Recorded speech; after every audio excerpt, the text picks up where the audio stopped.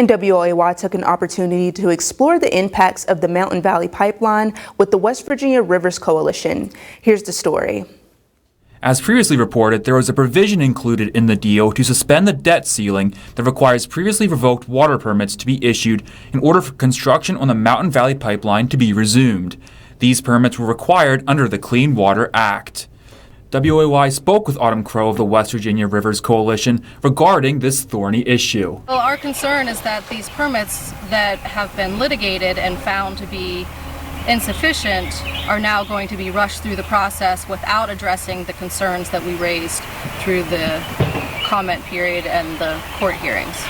The Mountain Valley Pipeline has a history of not meeting water quality standards. It has received 50 violations alone from the West Virginia Department of Environmental Protection. The issue of increased sediment in rivers and streams is one of the water quality issues facing the pipeline. Erosion control measures are supposed to be in place to hold back the soil on the steep slopes the pipeline traverses. If these fail, the sediment enters into rivers and streams, causing issues with public water intakes and treatment facilities, as well as harming wildlife such as trout that require clean and cool water to survive. Another issue involves the stability of the land upon which the pipeline is being built. There's a grave concern about the stability of the soil where the pipe is being laid. We have very steep slopes with highly erodible soil.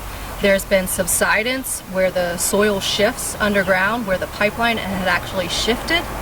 If that pipeline had gas in it when that shift occurred, there would have been an explosion.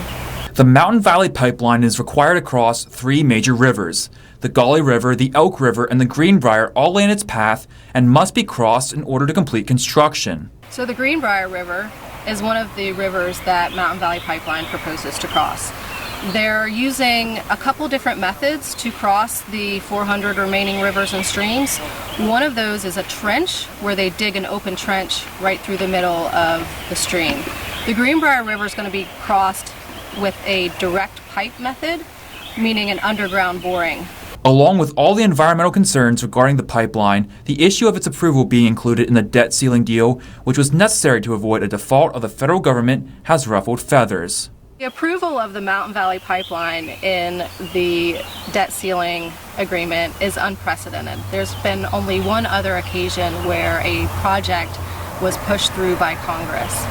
The Mountain Valley Pipeline approval attempts to exempt the project from judicial review and only gives agencies 3 weeks to approve their permits. If construction resumes, it's going to be mayhem. They'll be tearing apart our rivers and streams left and right. With continuing coverage, this is WOAY Newswatch.